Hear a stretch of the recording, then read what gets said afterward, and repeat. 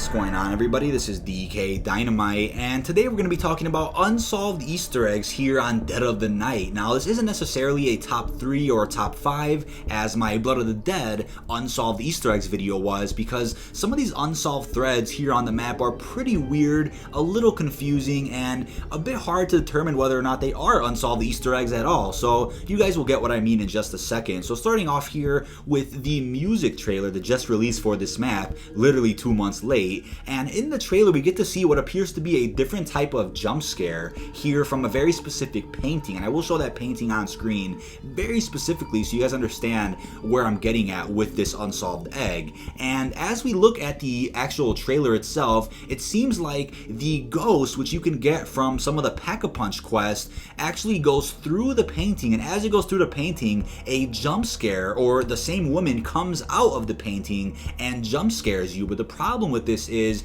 the ghost has to travel a very specific route to go through this painting, and this is all RNG. You never know what Pack-a-Punch quest you're going to get when you actually hop into Dead of the Night. You're definitely going to get a quest with the clock, you're definitely going to get one with one of the perks, and you'll definitely get one with the ghost woman, but in terms of which one you get with the ghost woman is up to RNG. You might get a ghost woman that goes a different route, you might get a ghost woman that doesn't go over there at all. You never know what you're going to get when you play this, so it's all RNG based, which is why I don't think this is necessarily a jump scare left to find on this map, unless they made it super RNG based, or you have to get a very specific Pack-a-Punch challenge like the noose or the painting, and then have the ghost somehow travel perfectly to this painting, going right through it and bringing this jump scare right out of it. And it's really funny because the actual model for the jump scare that we see in the trailer is found in the files for Dead of the Night, so that's what leads us to believe that there might actually be a jump scare like this on the map that might be triggered in a different way. They simply portrayed the jump scare differently in the music video, but we just don't know what the truth could possibly be when it comes to this unsolved Easter egg. But let me know what you think of this down below in the comments. Do you think it's leftover content? Do you think it was going to be a jump scare and they scrapped it but then brought it back for the music video specifically? Let me know what you guys think, because it's definitely a pretty damn weird quest here. But moving on here to the vases,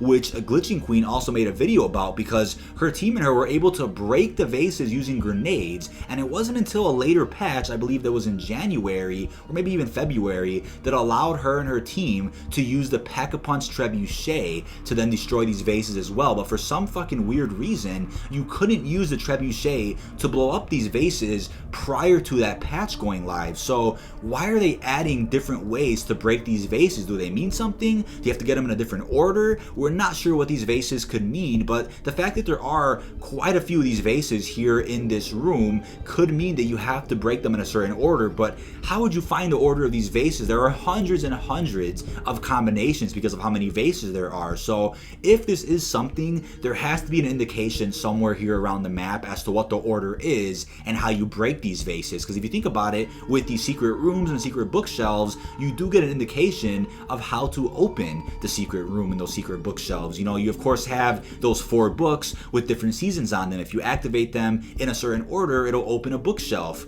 And if you hit the balls from the pool table in a certain order, and if you hit them in a certain pocket, you can get that secret room to open in the smoking room as well. So pretty interesting to think about, and if we look at how other side Easter eggs work on this map, then we might be able to have a better picture of how another jump scare would work, or how this vase Easter egg would work. But you also never know, the vase Easter egg might even be connected to this weird looking jump scare that we only saw in the music video. We're just not sure yet. But we also have the possibility of a silver Bowie knife. So a little birdie came and told our team that there was going to be a silver looking Bowie knife on Dead of the Night, and it would have been an upgrade for the OG Bowie knife on this map. The Bowie knife obviously is on Dead of the Night, so it obviously makes sense, but the problem with this is that the initial steps for getting the silver Bowie knife was by killing dogs with the Bowie knife. Number one, this is a chaos storyline map. We don't have dogs, so the closest closest thing to that would have been werewolves.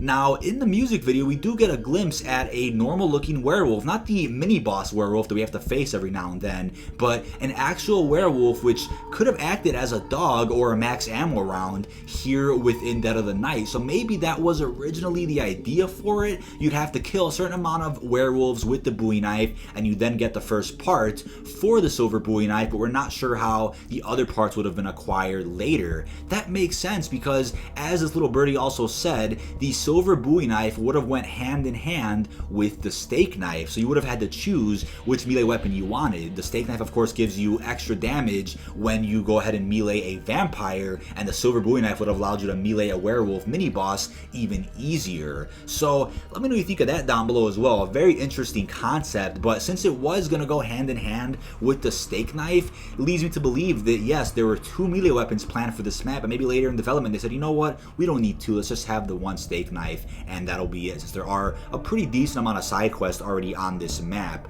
But we also have the possibility for an upgrade to the Shadow Claw. Now, no one's really talked about this too much, but the fact that the Shadow Claw was ripped right from Black Ops 3, was ported directly over into Black Ops 4 just for Dead of the Night, leads me to believe that they can also somehow port over the dual wield attachment for the Shadow Claw. Maybe an upgrade for the Shadow Claw here on Dead of the Night would allow you to get dual wield Shadow Impalers. That would be really cool, and obviously would make it a lot more useful since it's not really that good on the later rounds, especially when you try to kill a vampire with it or a giant werewolf. It's not that good, but if you have instant kill, it'll do you some damage. But on the lower rounds, it'll be pretty helpful, but by the time you probably get to unlock the Savage Impaler, you're probably already in a decent round where the Savage Impaler is pretty irrelevant. But let me know what you think of these unsolved Easter eggs down below in the comment section. Dead of the Night is a phenomenal map. I absolutely loved playing it and hunting for the Easter egg, and First in the World definitely was a big accomplishment for a map that I think has some of the best side quests in years. There is so much content filled on this map. We have 3 upgrades for the Wonder Weapon, and it's of course a pretty fun boss fight as well. But that's about it. This has been dkdynamite. Check all links down below in the description, and peace out, everyone.